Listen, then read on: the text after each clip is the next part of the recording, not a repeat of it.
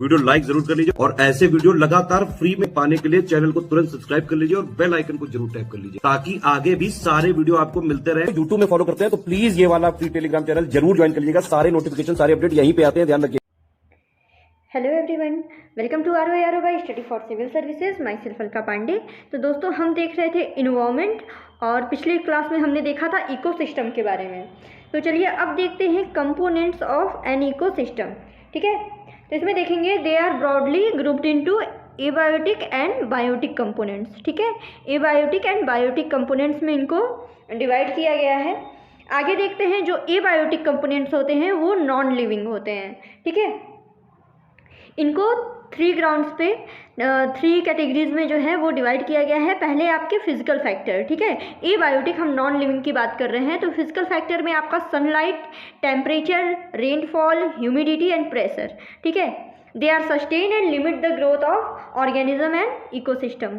ठीक है, तो सनलाइट, टेम्परेचर, रेनफॉल, ह्यूमिडिटी और प्रेशर जो है ये आपके फिजिकल फैक्टर हैं, ये एबायोटिक कंपोनेंट में आते हैं। नेक्स्ट है आपका इनऑर्गेनिक सब्सटेंस। तो इसमें है carbon dioxide, nitrogen, oxygen, phosphorus, sulphur, water, rock, soil and other minerals. ठीक है, ये आपके इनऑर्गेनिक सब्सटेंस हैं। ठीक, तो इसमें आपका water, rock, soil, other minerals वगैरह, कार्बन डाइऑक्साइड वगैरह ये इनऑर्गेनिक सब्सटेंसेस में आते हैं।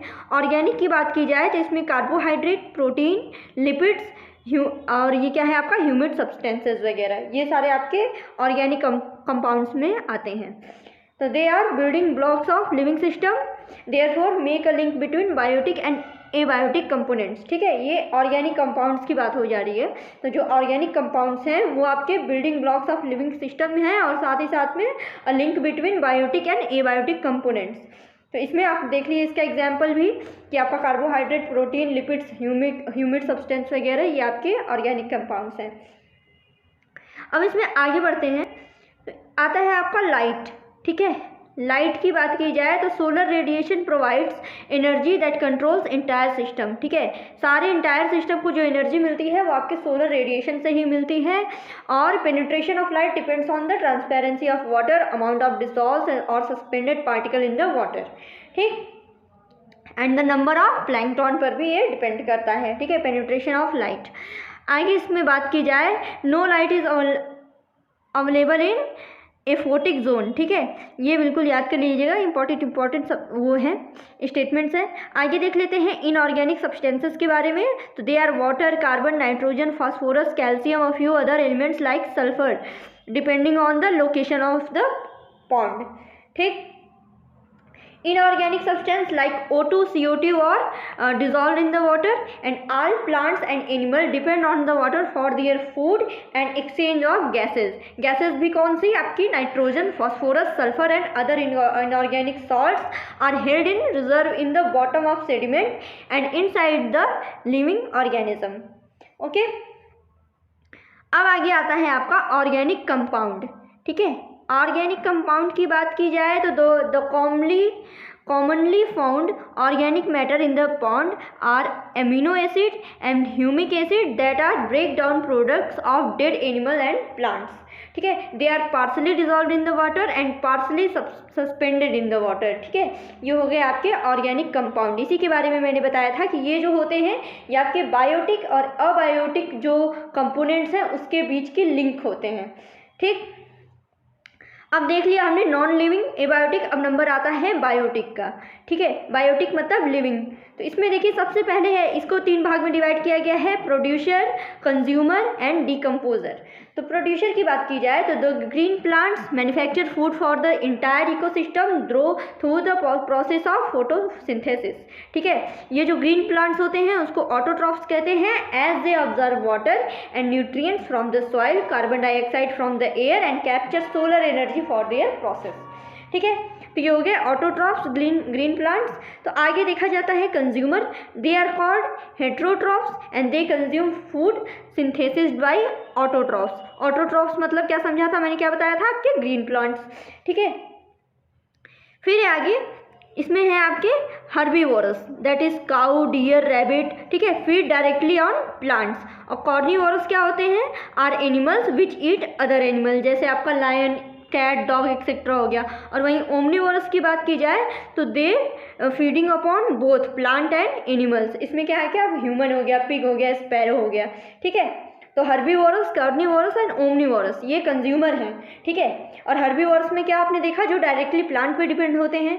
कार्निवोरस क्या होते हैं कि वो एनिमल जो दूसरे एनिमल को कंज्यूम करते हैं। और ओमनीवोरस क्या हो गया, जो आपके एनिमल और प्लांट दोनों पे डिपेंड होते हैं, जैसे आपका ह्यूमन, पिग एक्सेट्रा, स्पैरो वगैरह।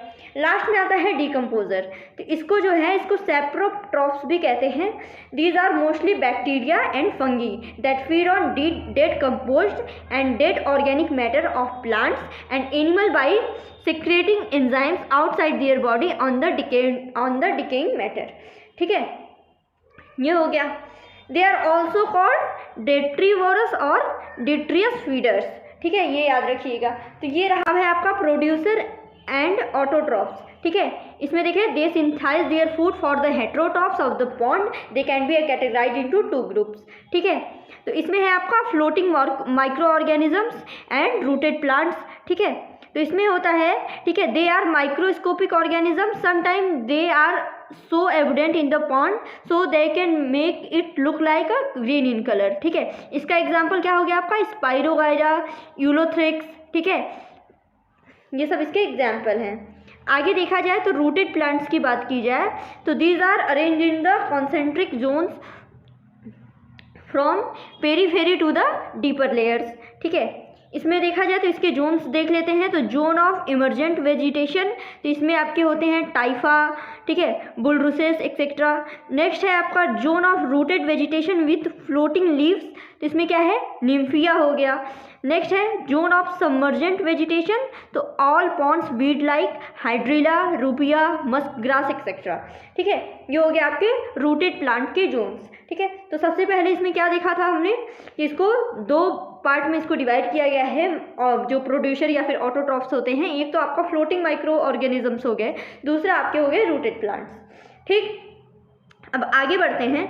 आगे आता है आपका कंज्यूमर, ठीक है, कंज्यूमर या फिर हेटेरोट्रॉप्स। इनकी बात की जाए तो which feed directly or indirectly on autotrophs, that is tadpoles, snails, sunfishes, bass etcetera, ठीक है। Pond animals can be classified into following groups. तो ये आपका जूप्लैंक्टन आता है, आर फ्लोटिंग एनिमल्स, ठीक है, साइक्लोप, साइप्रिस एक्सेट्रा। नेक्स्ट है आपके nektons, that the animal that can swim and navigate at will, ठीक है, ये हो गए आपके फिशेस।